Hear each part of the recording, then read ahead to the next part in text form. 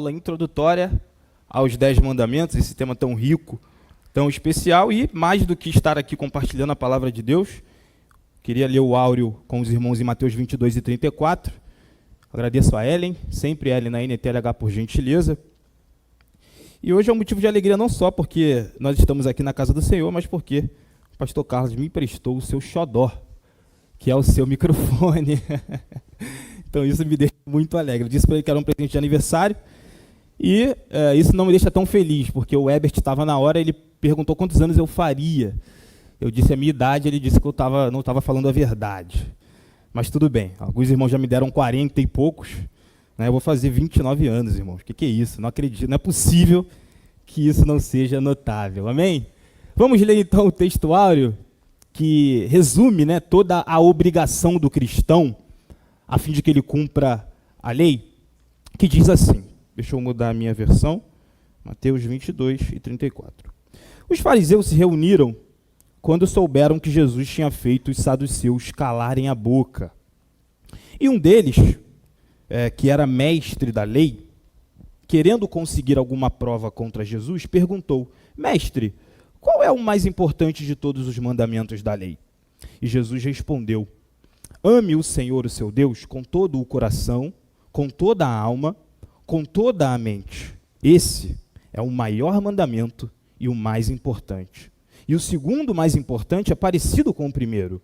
Ame os outros como você ama a você mesmo, pois toda a lei de Moisés e os ensinamentos dos profetas se baseiam nesses dois mandamentos. Pai, essa é a tua palavra, essa é a tua igreja, e hoje eu sou apenas um servo, um veículo, que o Senhor me use, que o Senhor faça os teus filhos entenderem que nós temos aqui nesses próximos minutos, não uma demonstração de conhecimento, mas que nós tenhamos verdadeiramente a tua palavra ministrada para mudar a nossa vida em nome de Jesus. Amém? Os irmãos podem tomar o assento. Eu pretendo ser bem objetivo e eu vou encontrar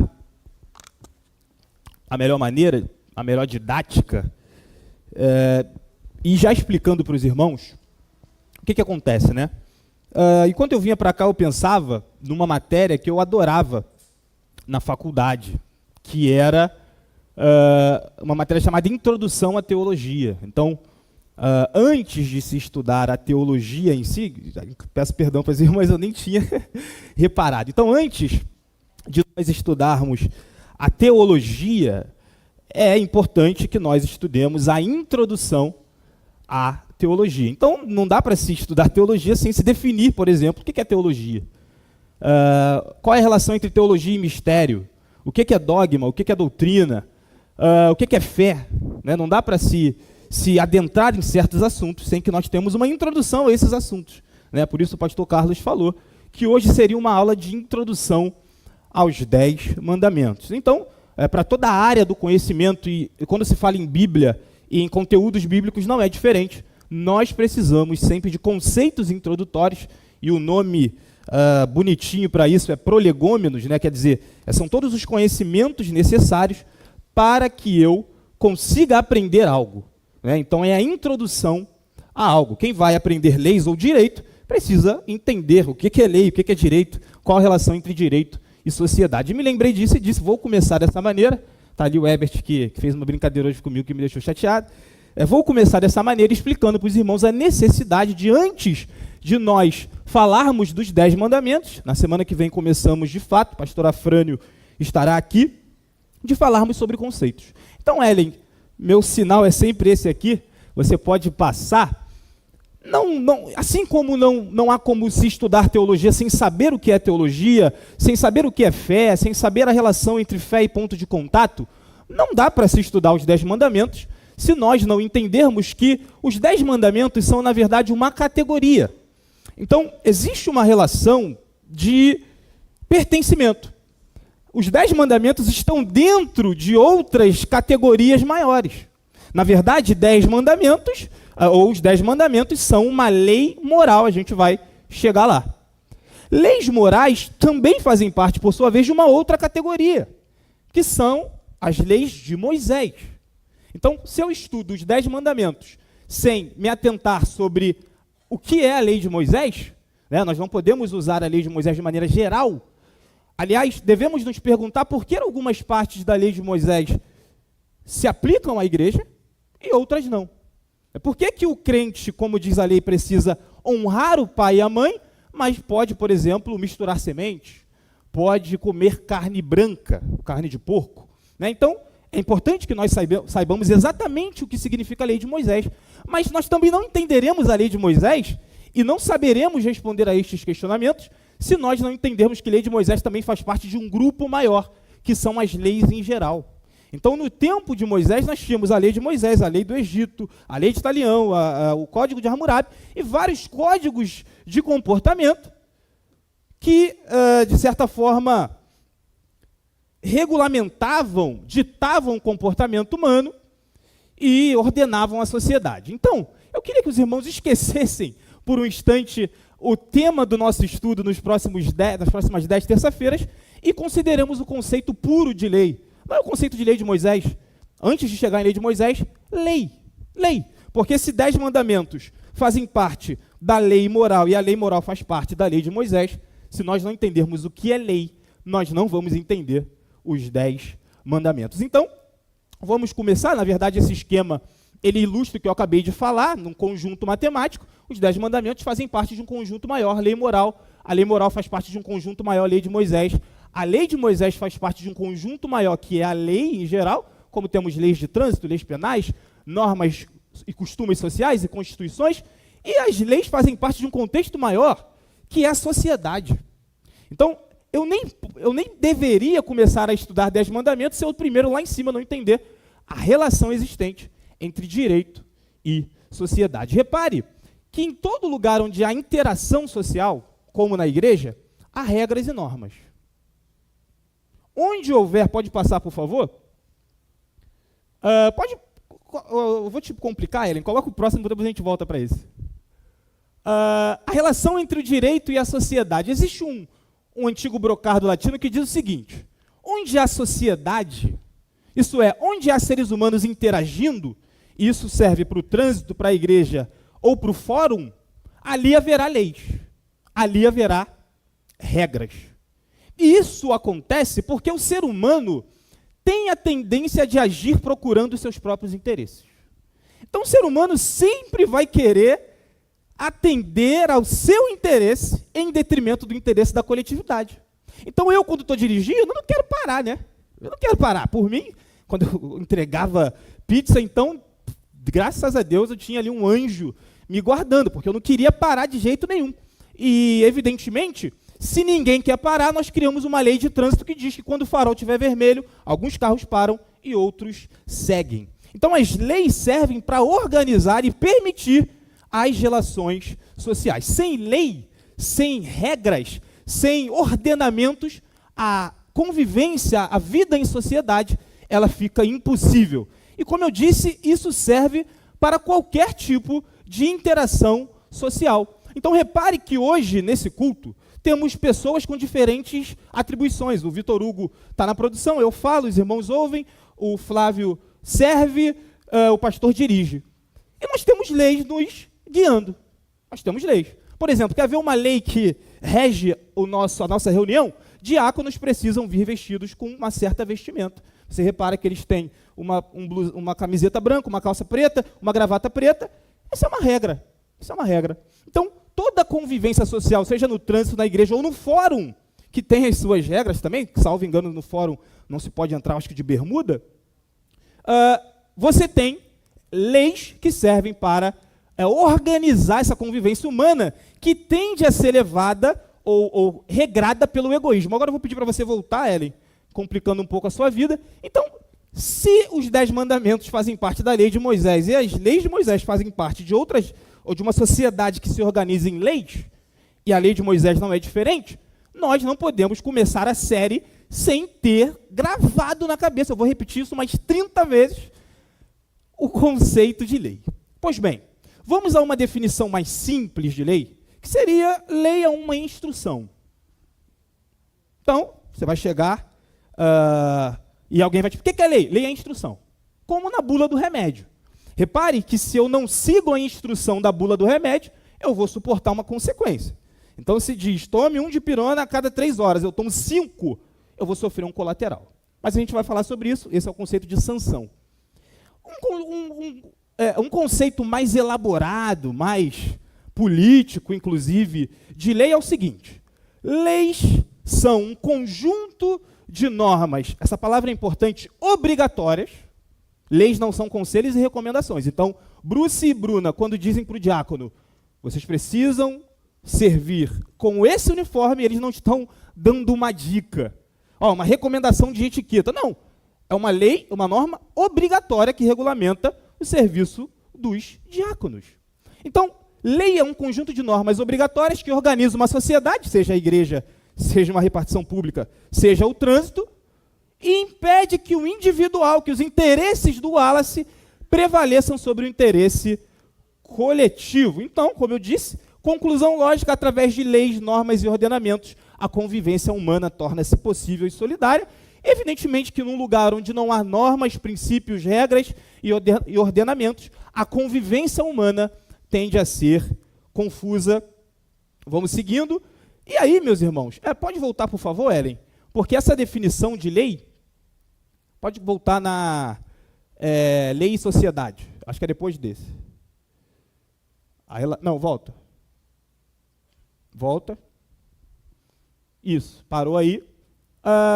Na verdade, a definição de lei, ela vai nos ajudar a tirar dessa definição algumas características de toda a lei, inclusive da lei de Moisés, que se aplicam, que vão se aplicar quando nós estivermos aqui discutindo outras questões. Então, eu gostaria, como eu disse, antes de falar de 10 mandamentos, eu gostaria de falar da relação entre lei e sociedade. Já falei, a convivência social só é possível com regras, com princípios e ordenamentos.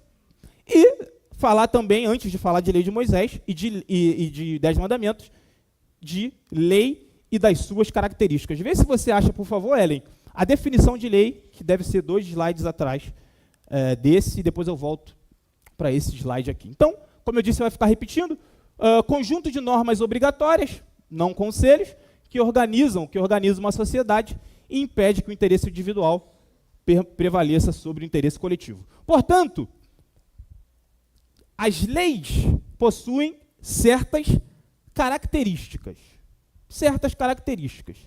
Eu gostaria de, nos próximos minutos, falar, dentro da lei, sobre essas características. Como os irmãos podem ver, a primeira característica de toda a lei, inclusive para a lei de Moisés, pode voltar, por favor, Ellen,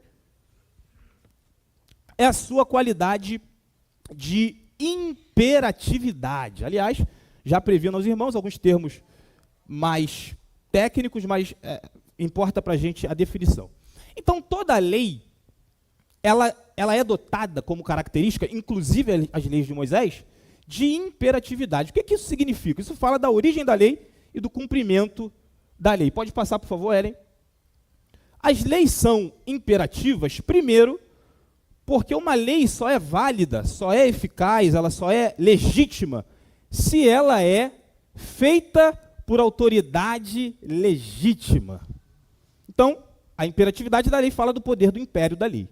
Então, repara, eu poderia chegar aqui e dizer, a partir de hoje, porque pelo meu gosto, os obreiros vão realizar o serviço de diaconia com gravata grená, que eu acho mais bonito a gravata grená. Eu poderia fazer isso? Não poderia. Eu não tenho legitimidade, eu não sou uma autoridade competente para definir isso. Quem define isso é o pastor José Rodrigues. Quem define isso é o corpo executivo da diretoria da igreja. Quem define isso é o Bruce e a Bruna. Quem despacha sobre isso é o Bruce e a Bruna. Então, a primeira coisa é que uma lei ela só é justa e legítima se ela emana de uma autoridade chamada legítima e competente. A lei de Moisés é legítima porque é de Deus por meio de Moisés. Quando Jesus diz, não julguem, o que ele diz deve ser seguido. Quem está dizendo é o Filho de Deus. Quando o apóstolo Paulo diz, não saia de vossa boca palavra torpe, nós seguimos por ser um conselho apostólico. O Congresso Nacional diz, não matar alguém, não mate, porque quem matar, evidentemente, quem cometeu homicídio, vai sofrer algum tipo de consequência. Mas a imperatividade da lei, e repito, isso se aplica também à lei de Moisés, também fala de sua obrigatoriedade. Como eu disse, leis não são recomendações e nem conselhos. Leis existem para serem cumpridas. Então, como eu disse, o irmão chega e diz, o Bruce disse que eu tinha que ir de calça, gravata e camiseta branca, mas eu vou servir de tactel, porque eu estou com calor. Evidentemente, você pode passar, por favor, Ellen. Quando isso acontece, eu sofro uma sanção. A gente vai falar sobre sanção, mas por que as leis não são opcionais? Porque as leis protegem a bens da coletividade, como a vida, o patrimônio, a integridade física, a fé e a espiritualidade. Descumprir uma lei, como essa lei, existem outras leis, o prefeito pastor Oséias, por exemplo, já editou uma lei que é o seguinte, né? Fica tranquilo que eu não vou... Tem uma regra aqui no prédio da EVAD, que é o seguinte, ambulantes, queridos ambulantes, devem pegar água em 2 horários específicos, de 9 às 10h30 e de 2 de meio-dia a meio-dia e meio. Então, tem uma regra, inclusive eu acho que está colado no filtro ali, é uma regra que regula a convivência durante o dia na IEVAD. Essa regra veio de uma autoridade competente, o pastor Oséias, evidentemente, que cuida dessas questões de trânsito na igreja. Agora, repare que essa lei, ela não é uma lei que veio da mente do pastor. Eu estou aqui sem fazer nada, eu vou criar uma regra. O pastor Oséias, com isso, quer resguardar um bem, um valor. Ele quer resguardar algo que é importante, que é o seguinte, por que o pastor Oséias, acredito eu, limita o horário de se pegar água? Porque ele é ruim e quer negar água? Não, é porque se o fluxo de pessoas na igreja durante todo o dia, se estende durante todo o dia, os zeladores não conseguem realizar o seu serviço. Então, para que nós não fiquemos, enquanto trabalhamos com a campanha pé, pé, pé, a gente encurta esse horário, né, centraliza, né, a palavra fugiu, a gente afunila esse horário para que naquele horário específico nós saibamos, agora é o horário dos ambulantes pegarem água. E aí o ambulante que descumprir com isso, que não observar, ele teria, não estou dizendo que os irmãos aí ambulantes são egoístas, mas teoricamente, eles não desobedecem, ele seria egoísta, ele estaria tendo um ato de rebeldia, se a lei for espiritual de carnalidade, e revelando desprezo pelas ordens de Deus, das pessoas, ou pela coletividade. Então, o zelador que lute. Eu quero beber água, pegar água às 4h, e ele precisa abrir a campainha para mim. Então, por isso que leis possuem imperatividade e são obrigatórias, porque o seu descumprimento é um ato de egoísmo e atrapalha a convivência entre outras pessoas e a coletividade. Uma outra característica da lei, meus irmãos, e isso se relaciona com a ideia de sanção, é que leis são coercitivas. E aí, coercitividade tem a ver com a possibilidade de se prever uma sanção. O conceito de sanção é consequência negativa para um comportamento desviante. Então, nos exemplos que eu dei, aqui da cidade Ade Itaoca, se o varão está com calor e vem cumprir escala de tactel, o Bruce, a Bruna ou o pastor José Rodrigues podem aplicar a esse irmão uma sanção para que os outros obreiros, vendo que o irmão que descumpriu ou que teve uma conduta chamada desviante, sofreu uma consequência, peraí, o irmão não foi a caráter, ele agora está fora da escala por 3 meses e eu vou seguir aquela lei. Então, não basta que a lei seja obrigatória, eu preciso punir algumas condutas desviantes com penas, com sanções, com consequências negativas que vão estimular ao comportamento endireitado. Agora, para os irmãos não acharem que eu estou dando socos no ar, repare que esse princípio também se aplica às leis de Deus. As leis de Deus também carregam consequências negativas. Olha esse texto conhecido, o salário, a consequência negativa do pecado é a morte. Paulo vai dizer que todos pecaram. E como consequência do pecado, nós fomos destituídos da presença de Deus. Então, seja a lei espiritual, civil, penal ou da IEVAD, quem descumpre uma lei pode saber que vai suportar uma consequência negativa pela prática do delito. O nome que nós damos a essa consequência negativa é sanção. Então pode passar, descumprir uma sanção de natureza civil, pago danos morais. Descumprir uma lei penal, posso vir a ser preso. Pequei, me distanciei de Deus. Então repare que aqui, nessa coluna, nós temos condutas desviantes.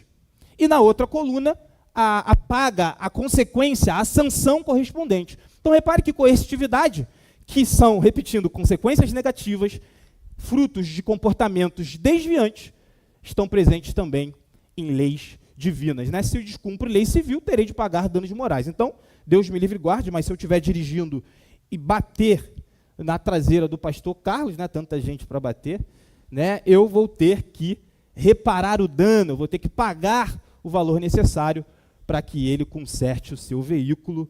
Foi só um exemplo, eu espero que isso não se cumpra. Então, imperatividade, leis devem emanar de autoridade devidamente constituída. Obrigatoriedade, coercitividade, eu posso aplicar uma sanção em caso de descumprimento. Eu queria fazer uma observação. Se uma pessoa tem legitimidade para fazer algo e faz, irmãos, ela não é autoritária, amém? Que está na moda também, você é autoritário. Na verdade, autoritarismo é quem faz algo que não tem legitimidade para fazer. Então, assim, o pastor José Rodrigues pode disciplinar alguém por 6 meses, porque esse alguém cometeu um ato de escândalo para a igreja? Ele pode? Com certeza, ele tem legitimidade para isso. O Wallace pode fazer isso? Não, eu sou diácono, eu não sou o pastor presidente, então eu seria autoritário se dissesse para alguém, você está escandalizando a igreja, está disciplinado, não pode tomar certo. Autoritarismo. Mas se o pastor faz isso, não é autoritarismo. Se o Bruce e a Bruna dizem, a partir de hoje, as mulheres da recepção servem de vestido preto, isso é autoritarismo? Não. Por quê? Porque eles têm legitimidade. Só uma observação, passando para a terceira característica. Pode voltar, por favor? Um outro exemplo, né, de norma e consequência é a alma que pecar, essa morrerá. Repare, irmãos, que a lei, repetindo, é um conjunto de normas que regula a vida humana. Quando essa lei vem de Deus, o nome muda, é mandamento. Então, mandamento é uma lei que a sua origem é Deus. Repare que quem descumpre uma lei tem um comportamento chamado desviante. Quem viola um mandamento comete um pecado. E aí nós temos esse exemplo, a alma que pecar, essa morrerá, causa aí consequência. E o que quer dizer isso? Quem violar o mandamento sofrerá uma consequência negativa.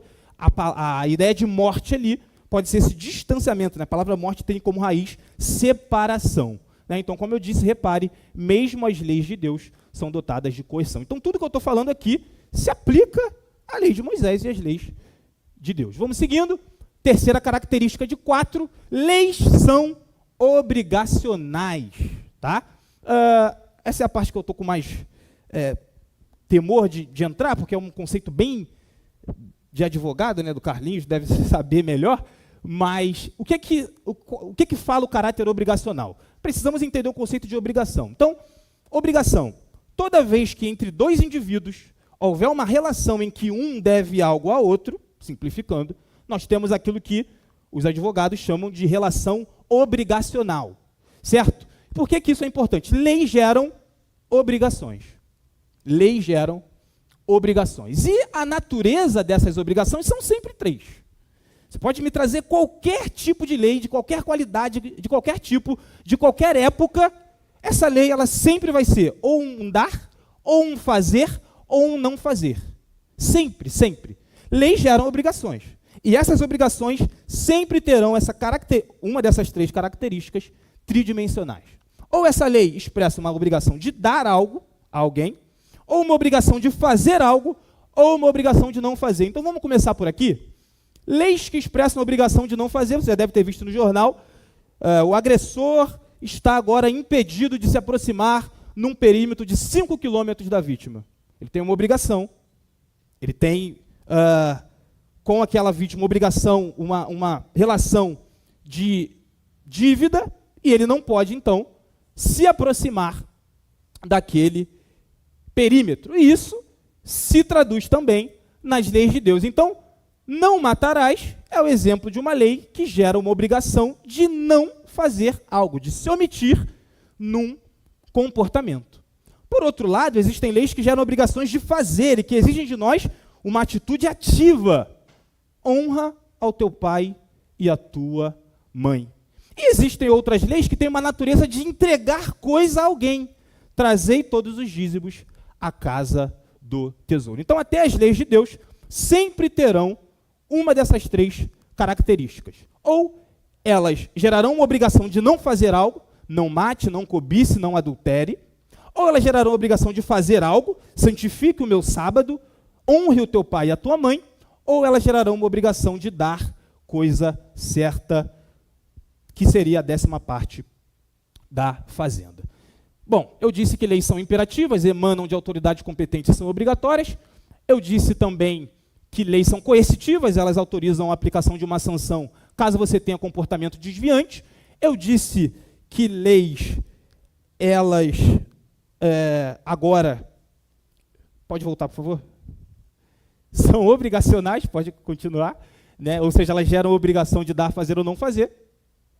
E, por fim, leis podem ser justas ou injustas. Enquanto eu hidrato a minha garganta, eu queria perguntar para os irmãos, todas as leis são justas? O que os irmãos acham? Toda lei é justa? Não, né, gente? Não. Agora, tem uma coisa, tá? Uma lei não é injusta porque eu não gosto dela. Ah, Bruce, essa lei é injusta, eu não gosto de gravata preta. Isso não é justiça. Agora a gente vai definir o que é uma lei justa e o que é uma lei injusta. Eu vou dar um exemplo de uma lei que é justa, mas eu não gosto. Não fiquem pensando que eu sou carrasco do meu filho. Eu espero que ninguém corte isso. Mas eu também não sou relevante. Quem não é relevante não pode ser cancelado. Repara, uma lei que é justa, mas eu não gosto. Lei das palmadas. Vou explicar. Vamos lá. Uma lei justa é a lei que resguarda um bem social de valor. Calma que eu vou. Então, a sociedade tem coisas que considera importantes. A vida, a integridade física, a liberdade. E as leis protegem esses bens. O patrimônio, né? Então, a lei que diz que eu tenho que reparar o pastor Carlos pelo dano que eu causo, é uma lei que protege o patrimônio das pessoas. Lei justa é a lei que reflete esse valor social, esse bem social que as pessoas querem resguardar. Lei injusta, por exclusão, é uma lei que não resguarda nenhum bem social, nem patrimônio, nem liberdade, nem integridade, mas é fruto do capricho de alguém. Então vamos lá, a lei das palmadas, a polêmica lei das palmadas, ela é muito justa. Qual é o bem que a lei das palmadas quer resguardar? Ela quer impedir que pais se utilizem de castigos físicos, de violência psicológica, que pai pegue uma madeira com um prego para corrigir o filho. Esse é o objetivo da lei das palmadas. Né? Mas assim, por que eu tenho as minhas considerações sobre a lei das palmadas? Já digo, tá, o Davi não sofre nenhum tipo de castigo mais severo, porque eu acho que isso inibe um pouco os pais ficam com medo de sofrer algum tipo de represália, e as crianças se aproveitam disso para ficarem cada vez mais levadas.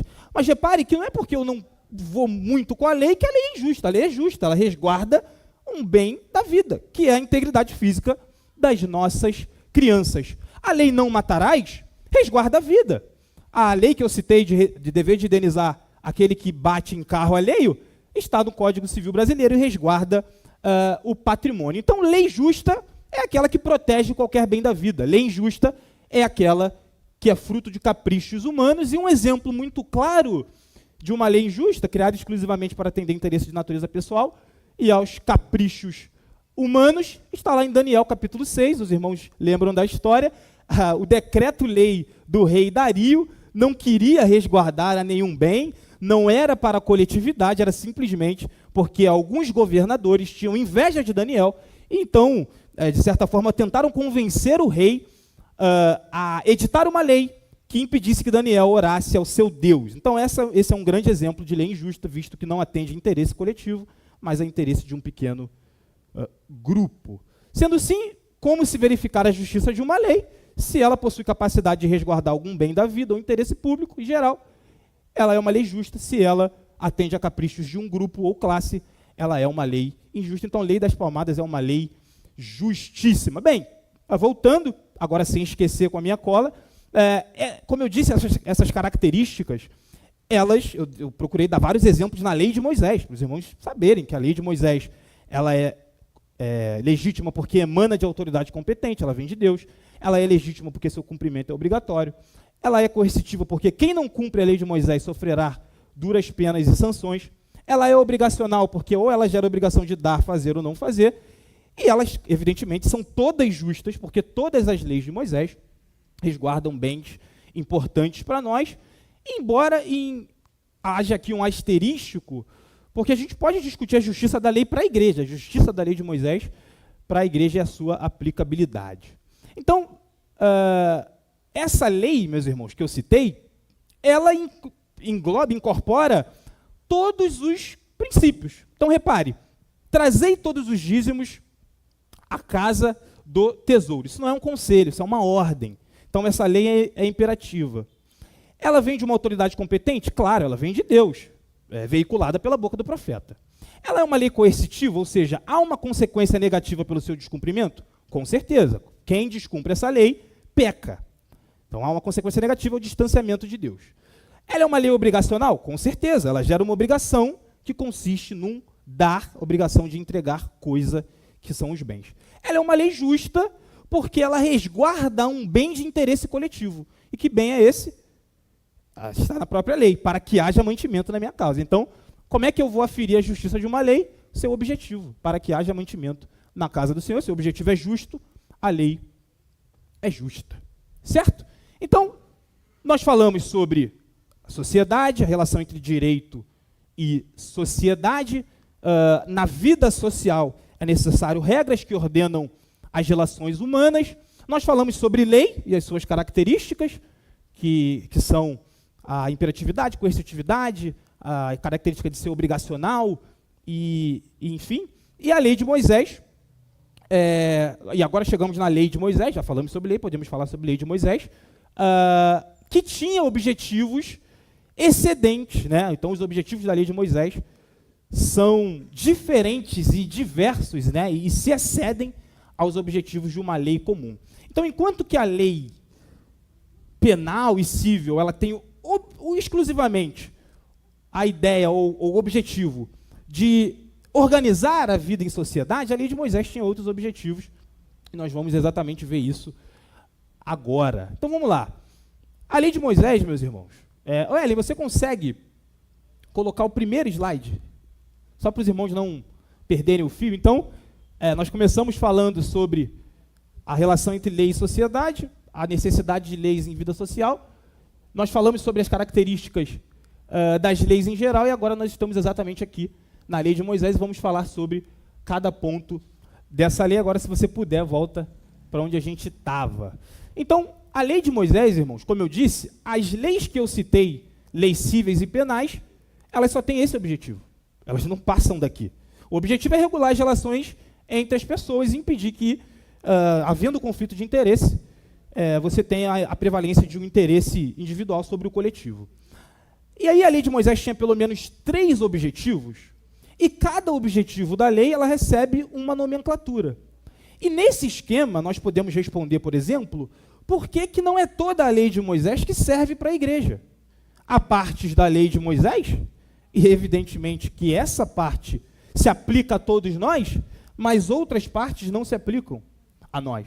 Exatamente porque lei de Moisés é um conceito muito amplo que precisa ser decomposto. Então, para cada objetivo da lei de Moisés, uma classificação.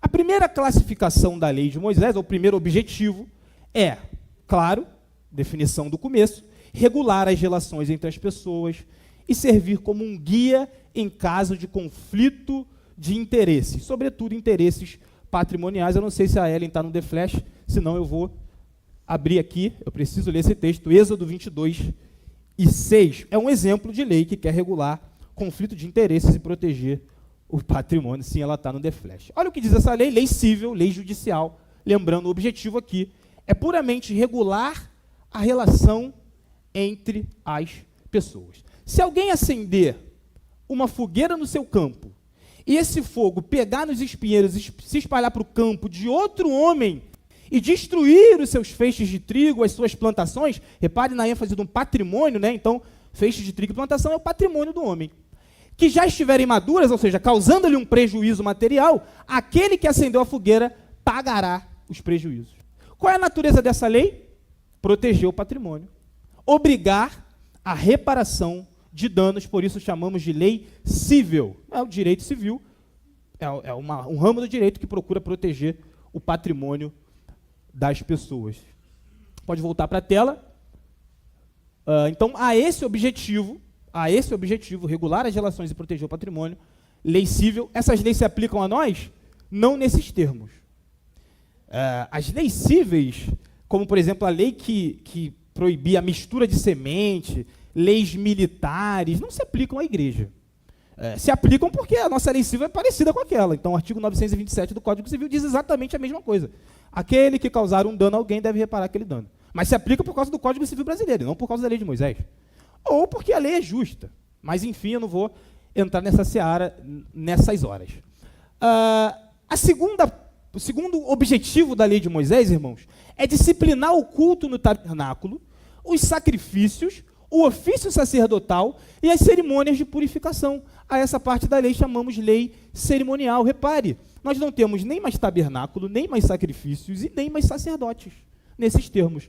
Por isso, evidentemente, leis cerimoniais, como essa lei de Levítico 4 e 27, a Ellen vai me ajudar, não se aplicam mais à igreja também. Olha que diz: se uma pessoa do povo, sem querer, quebrar uma das leis de Deus e for culpada de fazer aquilo que o Senhor proibiu, ou seja, pecar, pode passar. Logo que for avisada de cometer o pecado, trará como sua oferta a Deus uma cabra sem defeito para tirar o pecado que cometeu. Alguém aqui já ofereceu uma cabra porque pecou?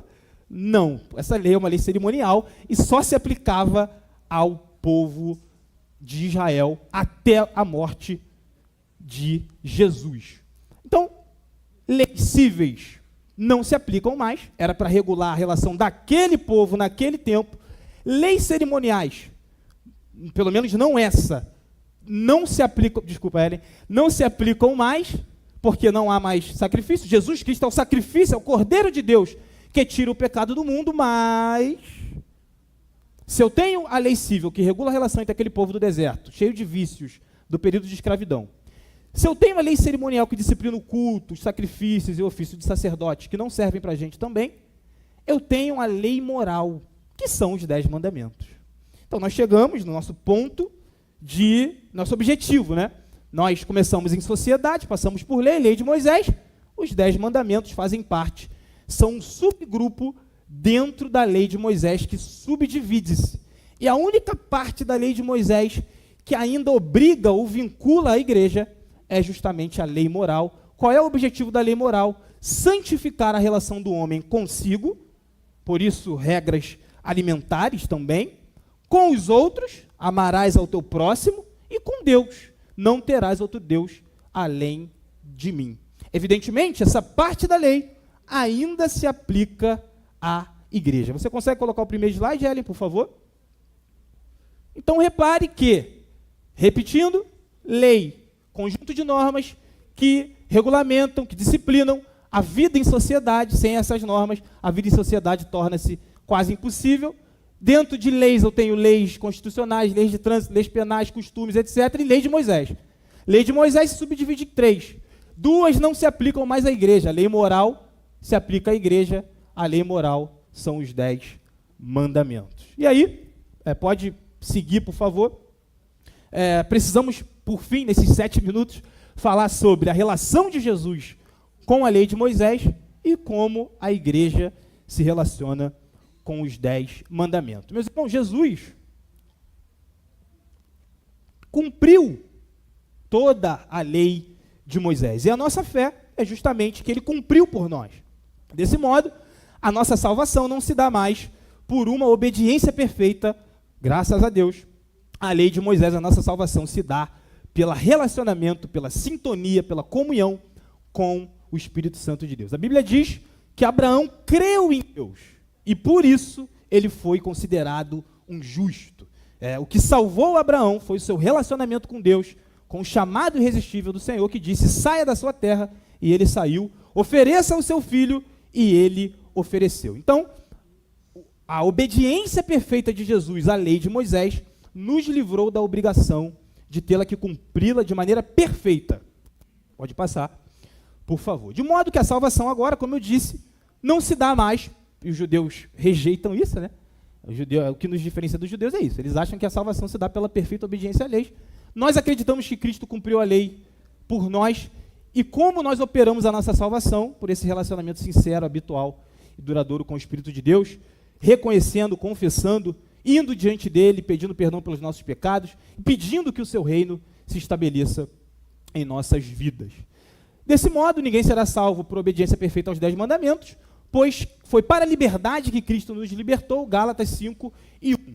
Mas, não é por isso que o cristão vai desprezar os 10 mandamentos, pois o Espírito de Deus nos protegerá da libertinagem, licenciosidade, como diz o pastor Paulo, igreja não é vinde conquistais e permaneça como quiser. Nós somos livres não para nos entregarmos à licenciosidade, mas para vivermos em toda a verdade, inclusive, por esse relacionamento com o Espírito Santo, o fruto disso é justamente obedecer aos 10 mandamentos. E aí, meus irmãos, é o seguinte, dos 10 mandamentos que falaremos aqui, 9 são repetidos no Novo Testamento, com exceção de um, uma discussão bem antiga, né? Os adventistas já creem que não, que o sábado também deve ser seguido nos termos da lei de Moisés. Eu não vou entrar nisso porque eu não sou bobo nem nada, e só faltam 4 minutos, mas fato é que 9 dos 10 dos mandamentos de Êxodo 20 são repetidos no Novo Testamento. Então, os cristãos devem seguir a lei de Moisés? Claro. Por quê? Porque está escrito na Êxodo 20? Porque são repetidas no Novo Testamento. Um exemplo disso é Efésios 6:1, honra teu pai e tua mãe, a partir do 1 nós aprendemos aqui. Eu queria ler com os irmãos Romanos 13:7, que fala bem dessa relação que o cristão deve ter com a lei de Moisés. Portanto, não, desculpa, eu errei. A Ellen foi bem rápida e eu dormi no ponto. Eu acho que está bem no slide, Ellen. Volta lá, por favor. Meu tempo está acabando. Pode voltar lá onde a gente estava. Pode passar, por favor. Romanos 13:9, por favor. A salvação significa se relacionar com Deus, confessá-lo, aceitar o seu chamado, como Abraão aceitou, ele saiu, ele ofereceu. E quem se relaciona com Deus, inevitavelmente amará a Deus e ao próximo. E como nós lemos no início, quem ama a Deus e quem ama ao próximo, cumpre a lei. Agora sim, Romanos 13:9. Me desculpe, os seguintes mandamentos: não cometa adultério, não mate, não roube, não cobice. Esses e ainda outros são resumidos num mandamento: ame os outros como você ama a você mesmo. Tem mais alguns slides, Ellen? Volta lá, por favor. Pode passar? Amém. Fim, acabou. Então, meus irmãos, bem, eu tenho 3 minutos. 10 mandamentos fazem parte de um grupo maior chamado lei moral. Lei moral faz parte de um grupo maior chamado lei de Moisés. Lei de Moisés faz parte de um grupo maior chamado lei. Lei, conjunto de regras que disciplinam a vida em sociedade. Sem esses conjuntos, nós não podemos ter convivência harmoniosa e solidária. A sociedade precisa de leis para regular o comportamento humano e impedir que ações e condutas individuais prevaleçam sobre o interesse coletivo. Bom, essa foi a introdução aos 10 mandamentos. Deus abençoe a sua vida, em nome de Jesus.